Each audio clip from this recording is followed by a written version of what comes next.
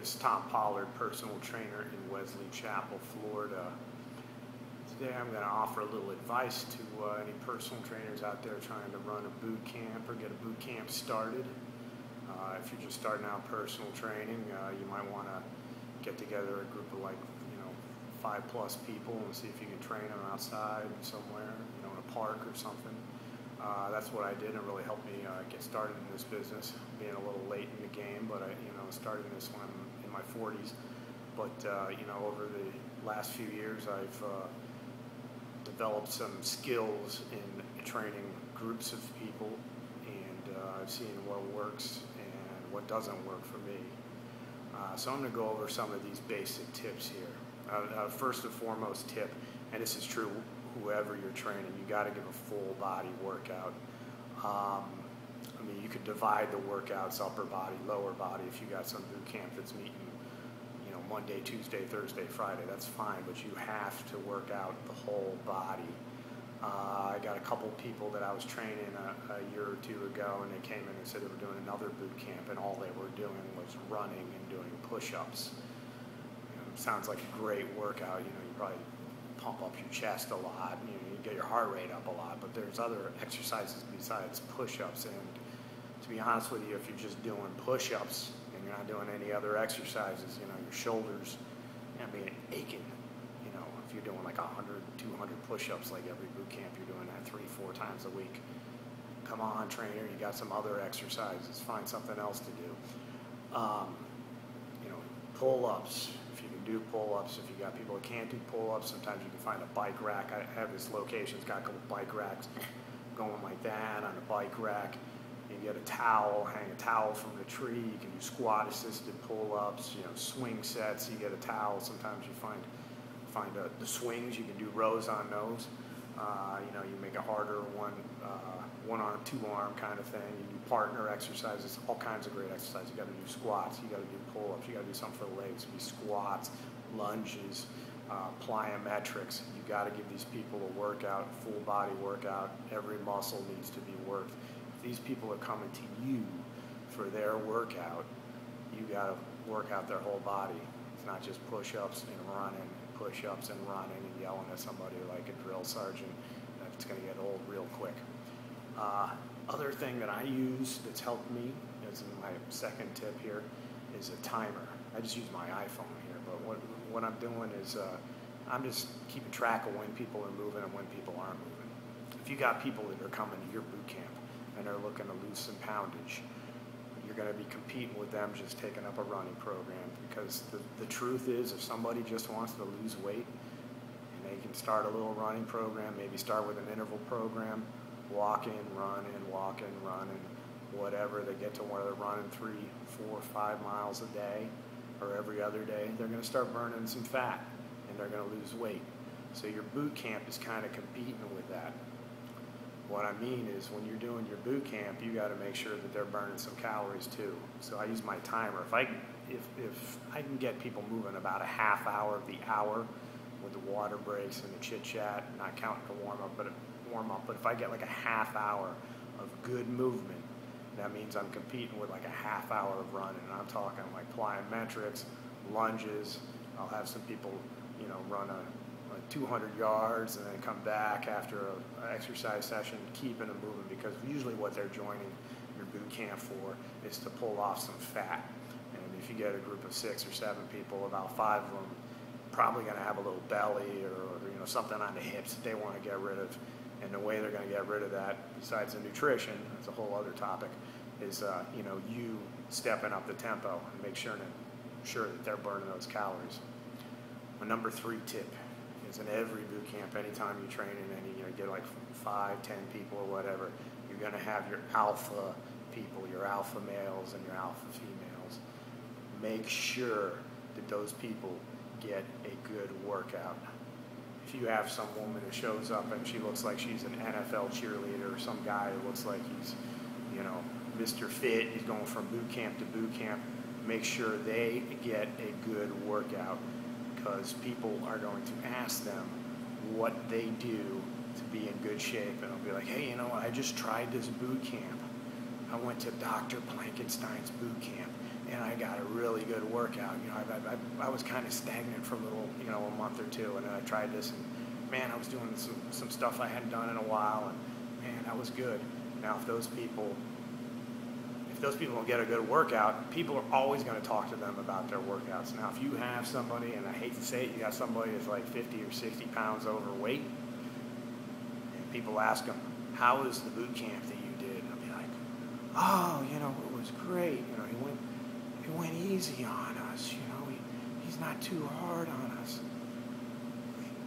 That's not good, because if that person's not losing weight and they're showing up at your boot camp because you go easy on them, you do, you know, lunges, or you bring the pink dumbbells and you do the lunges with the pink dumbbells, you know, for a couple reps, and then you do some bogus motivational speech, you know, while they're sitting on their towels, you know, complaining about their sweat, and those people aren't going to get any results. And unfortunately, that's a lot of what the fitness business is, you know, a bunch of people sitting down, feeling sorry for themselves, and, you know, some trainer or whatever getting paid for that.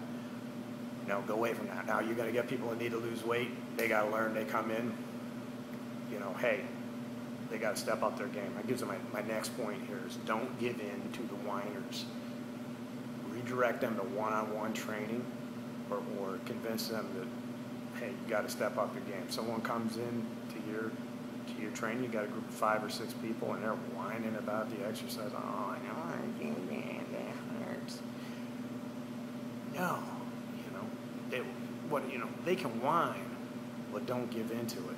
You know, and that's fine. You got a couple of people that like whining, and maybe that's their connection. They keep coming to boot camp, and it's fun. They joke about how much things hurt or whatever. That's fine. I understand that. But if you actually say, you know what, I'm not gonna do 50 yards of lunge, and I'm gonna take it down to like 10 or 15 because I'm afraid that person's gonna quit. You know, if they're gonna quit, that's part of the problem, okay? So let them quit. You know, if you're going to have success with getting people to lose weight, and I've had success with people losing 50 or 60 pounds coming into boot camp, this is what you do. You up their game. If they need to take a break, they need to take a break. But they just, you know, if they keep coming, you keep giving them the same thing, eventually they're going to catch on. If they get their nutrition in order, which you're going to work on too. With, you know, people talk a little about nutrition every boot camp. That's a big tip there. You know, you'll get results with that person, but you're going to get some people that quit. Don't give in to the people that quit, okay? Here's another one. I'll say puking is okay, but don't hurt people. And what I mean by that is occasionally, you know, I hear about like CrossFit workouts all the time where people are puking and they'll sign up for CrossFit. You know, they can't handle it. It's you know, the exercise is way too intense. You know, if you're running a boot camp, it might not be as intense as like a CrossFit type thing or whatever. You know, you have a clientele, you know, that might be beginners or whatever. But eventually you're going to find somebody that just has not exercised in a while. Sometimes they have eating problems, eating issues. They skip, they think they're going to lose a bunch of weight, so they go on up. They decide to fast the day you do your first boot camp because they think that's a great way at that point to jumpstart their weight loss, and then they show up low blood sugar, and then they have an exercise, and they do like 3 lunges and some jumping jacks, and sure enough, it's like, you know, they're throwing up all over the place. Whatever, you know, that happens. I wouldn't encourage it, or I wouldn't try to make your alpha people throw up. You know, find a core of people in your group and ask them where they're at, see where they're going. You don't want, you know, no one works out to get nauseous, but it's going to happen if you have a group of people and you're trying to establish something good and something that's going to be, you know, get them in better shape. Don't hurt people. What I mean by hurting people is, like, you know, let's not have, you know, a 250-pound couch potato doing some plyometric jumps or something like that. Just, you know, redirect them, modify them, whatever. If you're doing jumps with people, modify them for the people who, you know, have arthritis or whatever. That's fine. Number 6 is teamwork. Teamwork, I would say, you know, like relay races, you know, anything at the end, you know, time them, you know, not relay. Actually, I wouldn't do relay races. What I do is like a team relay. If I got like 6, 7, 8 people at the end of the workout, we just find like 40-yard dash, tag the next person, boom, boom, boom, time them. Let's beat it.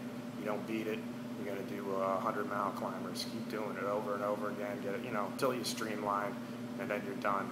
But that gets everybody up in their game a little bit. Another one, I'm down here in Tampa. Don't cancel for weather.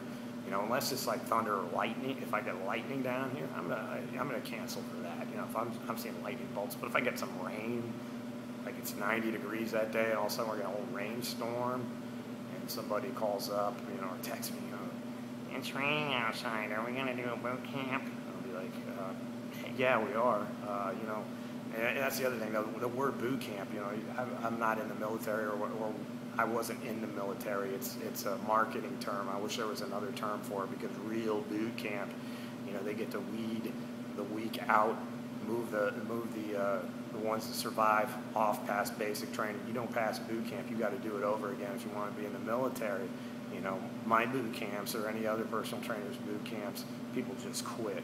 So sometimes you end up as a boot camp instructor not going that hard on the people, like military style. Now, if you're in demand, you got a bunch of people who want to train with you, you can up it a little bit, and people will quit. I would do that. If you got 10, 12 people and they're training hard, keep it up tempo, and that's what I do. But don't cancel for the weather,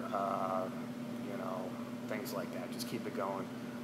Number 8 is incentives. That helped me a little. I recently did a $100 gift certificate for who lost the greatest percentage of fat, greatest percentage of body weight, and then I did last thing. I just had everybody do a plank and see who could plank the longest. That gave a little bit of an aid to people that were already in pretty good shape, because you want to reward them too, and it's got people a little bit motivated. Everybody dropped a few pounds. Some people dropped like 20 pounds. This was like a 1-month deal, but that was a good tool. I think I'm going to go back to that. And the last one I would say is don't charge too much money unless you've got some gym that you're doing your boot camp in with state-of-the-art equipment. Don't charge as much as they're going to pay at like a CrossFit gym. If there's like a CrossFit in your gym in your town is charging like $20 a session with like the rings and all the stuff that they're doing, and you're just out in the park somewhere, don't charge $20 a session, because you don't have a reason to. The only reason you're charging that much money is because you think you can make that much money. If people will pay you that much money, you're some kind of celebrity trainer, that's fine. People are going to pay you that. Just start with a simple price that gets people into your group training situation, rather than going to a gym. There's a women's gym in my town. It's charging like $30 a month, and they have classes and stuff like that. I charge, if you're going to train in my boot camp, you're going to pay more than that. I'm going to give you a more intense workout than I know they're getting over there.